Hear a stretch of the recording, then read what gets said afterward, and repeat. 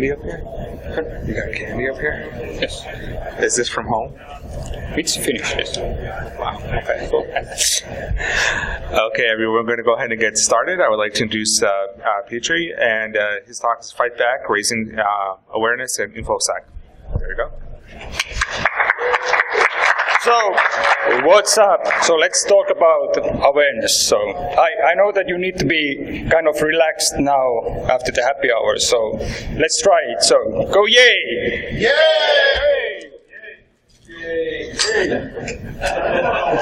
Go boo! Oh, I like that. So let's keep the interaction on going. So I will ask some questions in between, and let's continue from there. A few words about myself. So I'm far away from Helsinki. That's in Northern Europe. I work in a company. Ooh, that doesn't look good. But anyway, I work in a company called Tieto, which in English is translated as knowledge. And in Finland we have a saying that knowledge increases pain, and the pain is now the InfoSec in awareness. Then why I chose the topic as Fight Back. So Fight Back is all about a skier dude called Pekka Hyysala, who got injured really bad when he was doing a skiing film. So he lost kind of everything. He couldn't speak, move, do anything. But he had two options. He had a possibility to give up or fight back, and he chose to fight back. And now he's walking, talking, and planning to run a marathon in the near future. So, and if Pekka can fight back, so there is no reason why you cannot do that. And now Pekka's mission is to increase the awareness that in the sports, to protecting yourself, and mine is to increase the awareness in InfoSec.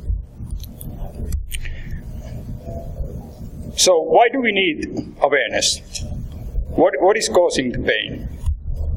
So we are under constant research by the color team, anonymous boys and girls out there. And their evolution has changed. What used to be a single person is now a group, or a single machine or a bot. And then what used to be fun is now gaining a profit. So if they don't get the bug bounties or the big bounties, what they're saying now, so they will sell your data to the highest bidder. And their number one attitude is to solve problems, the problems which are causing us the pain. Then when we are building something, so what should be in the blank here? What are people? Humans, correct. So humans are the weakest person in the link. So why is that? So when they start to developing something, so they put in some code and they then deploy stuff to the internet. But what is missing from here, from this picture? QA. What else? Testing. Oh, you are killer. Testing, like this guy who is testing with his awesome banana. So, and the other thing is that there is just open source or commercial products. And you just hit next, and it's in the internet deployed. And why are we doing that? Because your boss says that you need to be fast, customer says you need to be fast, or you just want to be agile, trendy, or whatever. But do you really know what the thing does? Or does it collect the personal data? It would be also really interesting to know that when you are deploying with your fancy agile process, that have you thought about these kind of InfoSec areas like business case, vulnerabilities, logs, admin rights, configs, data privacy, risk management, business continuity, or incident management? I would say no, because when I mention about these areas to people, they are a really big question mark on their face that, what the hell is this guy talking about? Why are you asking this? This has never been requested before. And I think that has happened in the 90s of 2015. Now, why do we need to have the InfoSec areas in place? So let's look at the short video which gives us a bit more context to the area.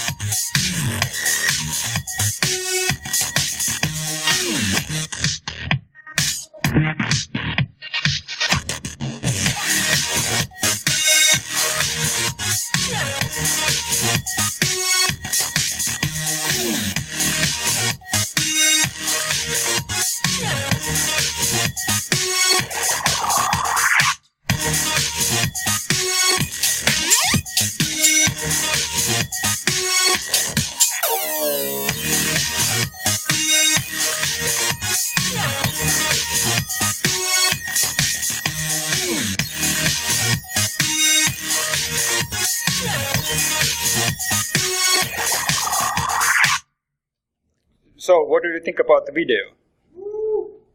Holy woo!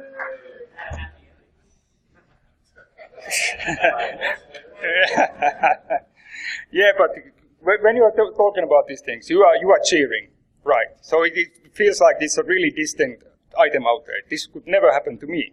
But I have a kind of one more example. So here is lots of text. Just bear with me. I summarize it in short. So Sony's internet network got hijacked, and they got some demands that their data will be leaked outside if they aren't met. Of course, Sony said no.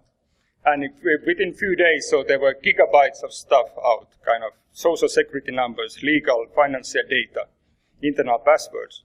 And the worst part is that there was a possibility of identity theft for 6,800 employees and 40K externals. So it still thinks that kind of a really distinct item out there.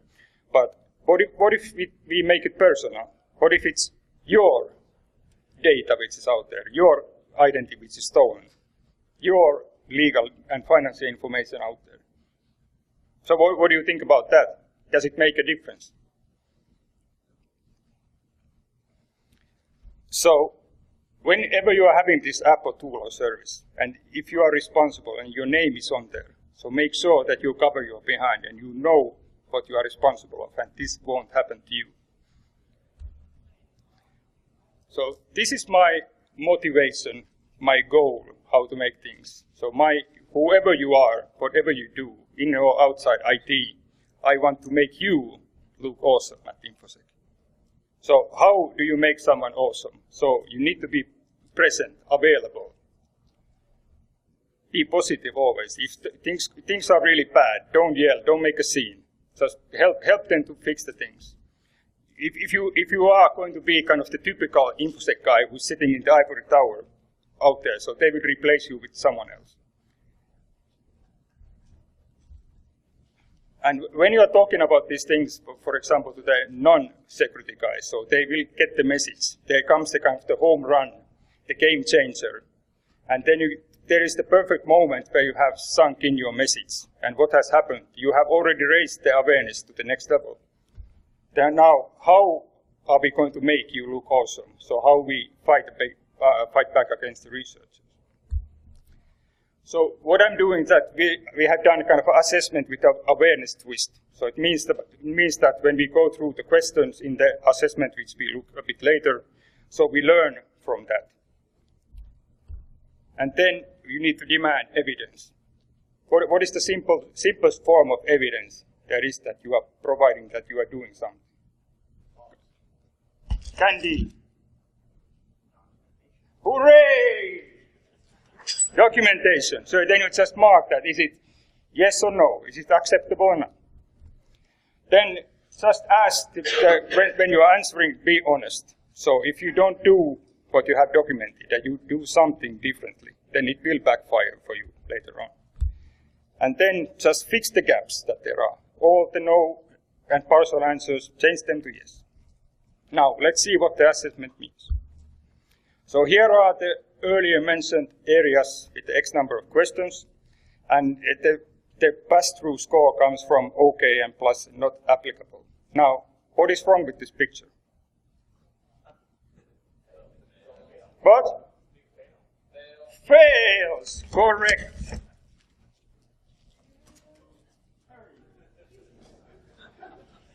There is awful lot of red. Why is that? Because what I have seen that there is a lot of cases that there is zero documentation or outdated documentation, and when the awareness is missing, so we need to highlight the negative figure to give them the wake-up call. Now let's go through a few kind of example questions. I'm not going to show the whole set, what is there created, but we can talk about those offline if someone is interested. Here are as well a couple of answers to the questions which are not then best practices. So first one, about the risk. Is there a procedure to follow, discover new risks? If someone is answering you, service manager for this question, so don't use that. So has the target a documented log plan? One clever answer was that we don't enable logs.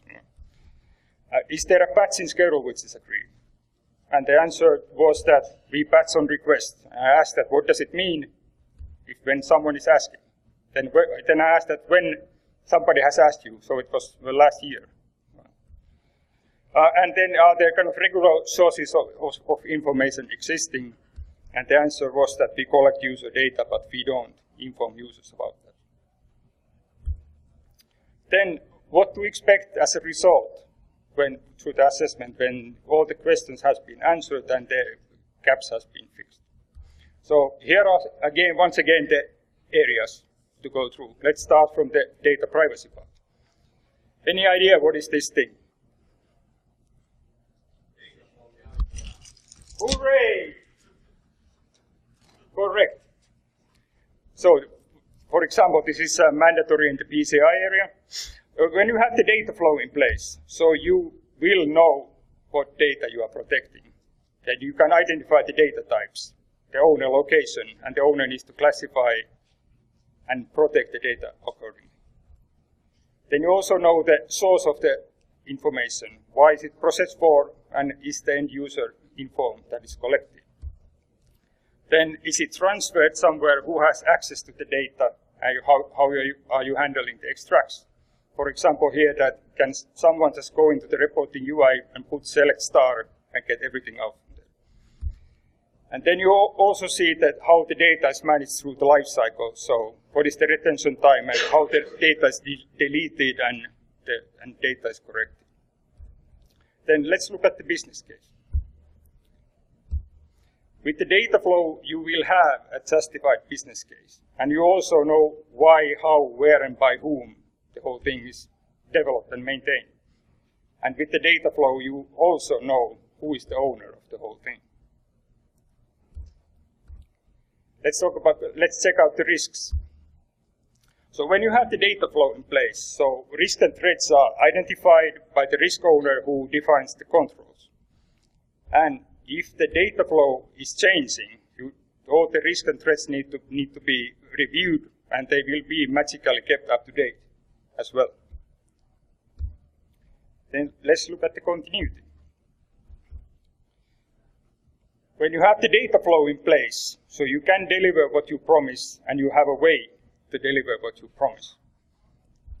And when the can and way are corrupted, then you also know how you can continue your promise. Let's look at the configs. You can use the data flow for the configuration management. just replace the boxes with the servers. Then you know what servers you have where, which configs they have, and what kind of sources you use for those servers. And if you have some servers which are not belonging to the data flow, so just investigate and get rid of them or add them to the data flow. Let's look at the vulnerability management.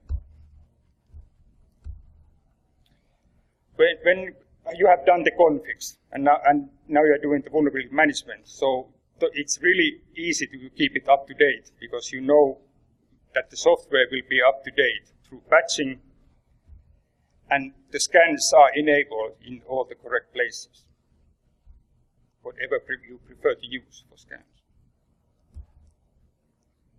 Logs. So I'm pretty sure that when you have the configs and vulnerability management in place, so there will be logs enabled as well, and you are transferring, hopefully, the audit trails outside the servers.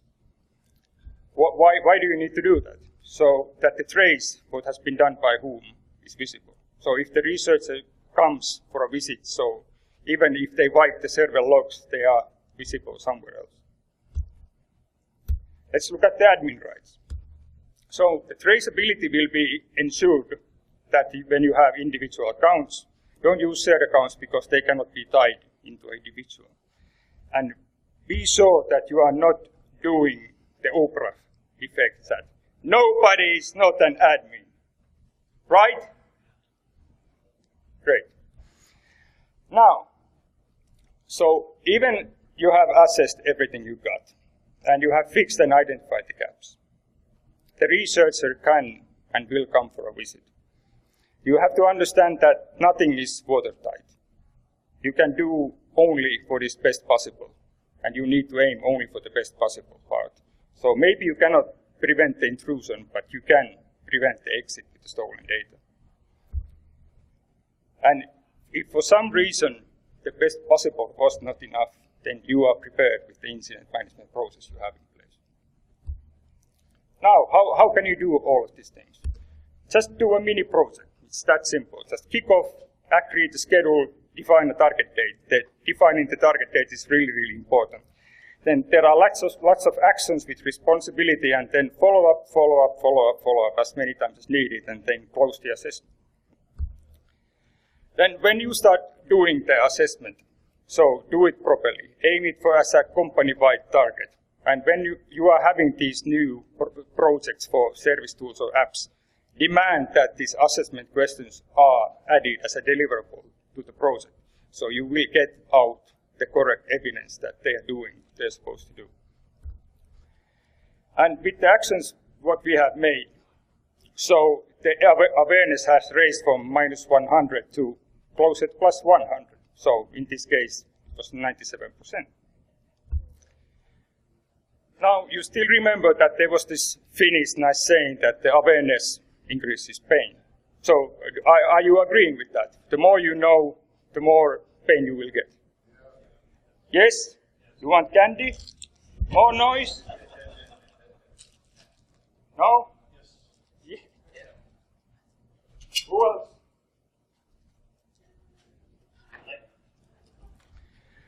Sorry. So let's now take a step back and see how we got to the 90 plus on the awareness. So this was the starting point. So pain caused by the hackers who want to solve problems created by humans lacking awareness at InfoSec.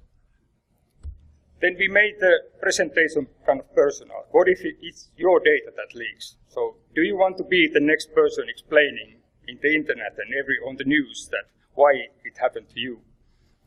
But then we turn it around and saw how we make you look awesome at InfoSec. Then why are you awesome? Because the pain of the presentation, the awareness has changed to knowledge. And once again, if the skier dude Pekka can fight back, so there is no reason why you cannot do that.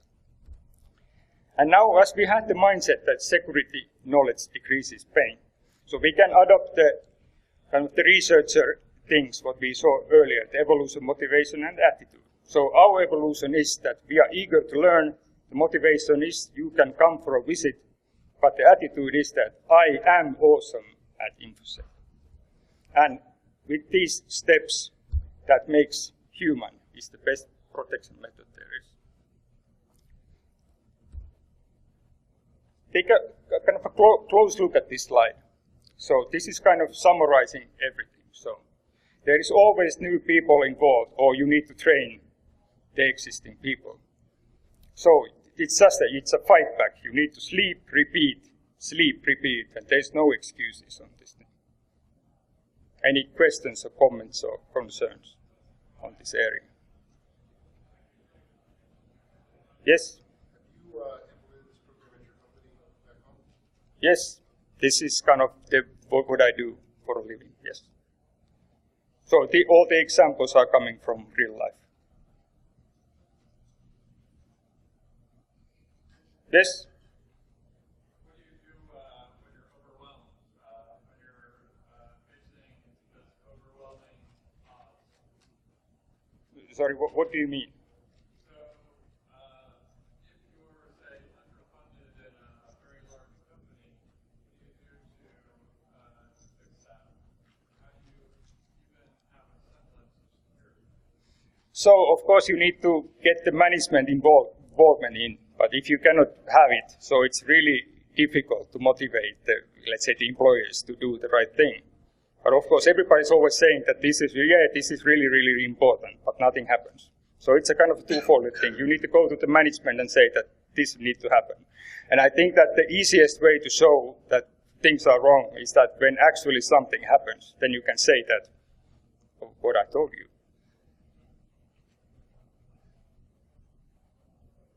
Okay, more?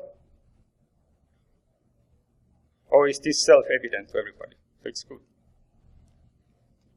Okay, but while we are in Vegas, so we need to have some fun as well, right? So the parties are ongoing as well. So it's kind of, it has the same kind of thing. You sleep, you repeat, you party, you sleep, you repeat, and there's no excuses on that. If you don't know, not yet are not familiar with the parties that are existing, so go into the link and check. You will find few of them, and then just go and have some fun. So thank you very much. See you at the party. There's still candy.